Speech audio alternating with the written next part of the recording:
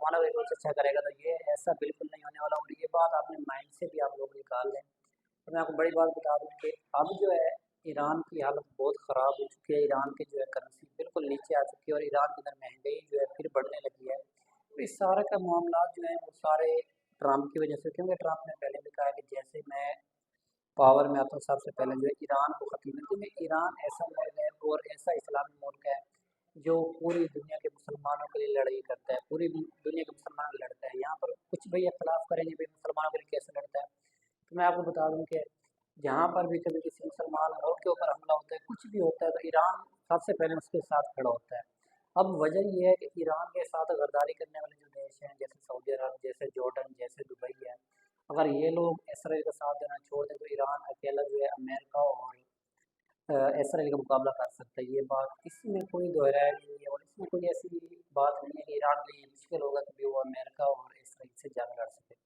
लेकिन ईरान पीछे क्यों हट जाता है और ईरान से हमला करने में डिले क्यों करता है और ईरान हमला क्यों नहीं करता, वो यही वजह है कि जब ईरान हमला करता है सबसे पहले हमारे अगरदार जो होते हैं सऊदी अरब, जॉर्डन और जो दुबई है, ये उसके हमलों को रोकने के लिए सबसे आगे होते हैं।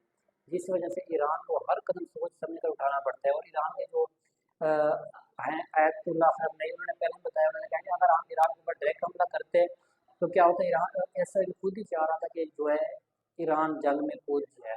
लेकिन हम इसराइल के हर चालाकी को नाकाम बनाएंगे, वो क्योंकि वो जानते थे कि इसराइल का हमला करने का मकसद ये है कि ईरान दोबारा हमला करेगा और हमारी जंग छिड़ जाएगी और हम इसकी जो मेन जगह हैं उनको तबाह कर देंगे और इनके जो हथियार बनाने वाली कंपनियां उनको तबाह कर देंगे, ताकि ईरान हथियार बनाने के लिए दोबारा से, जो आपको पता है कि जब ईरान एक भी ईरान की कंपनी हथियार बनाने के लिए अगर तबाह होती है तो कई सालों तक ईरान पीछे चला जाता है। इस वजह से ईरान ने सोच समझ कर, और अब जो है ईरान जो हमला करने वाला है वो कहाँ से करेगा, इराक के अंदर से करेगा और यमन से करेगा और लेबनान से करेगा और जो हमास के लड़ाकू है वहाँ से, इन चार मुल्कों के ज़रिए हमला होगा इसराइल को। क्योंकि इससे ये होगा कि ईरान के ऊपर वो इसराइल दोबारा जवाबी कार्रवाई नहीं कर सकते, क्योंकि हमला यहाँ से होगा और ये अलग अलग देश हैं। तो ईरान की ये सारी प्लानिंग और ये सारी तैयारियां, लेकिन ईरान हमला करेगा, ये 100% मैं आपको दुरुस्त कह रहा हूँ।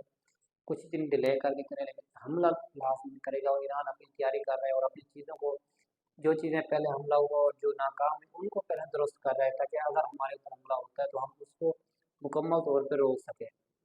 तो आज के लोग, उम्मीद करता हूँ आपको समझ आई होगी। आप मिलेंगे कुछ ही वक्त में, कुछ ही देर में फिर एक बड़े ब्लॉग के साथ, बड़ी वीडियो के साथ। तब तक मेरे साथ जुड़े रहें, मेरे चैनल सब्सक्राइब, लाइक, शेयर लाजमी करें और मुझे इजाज़त दें। अल्लाह।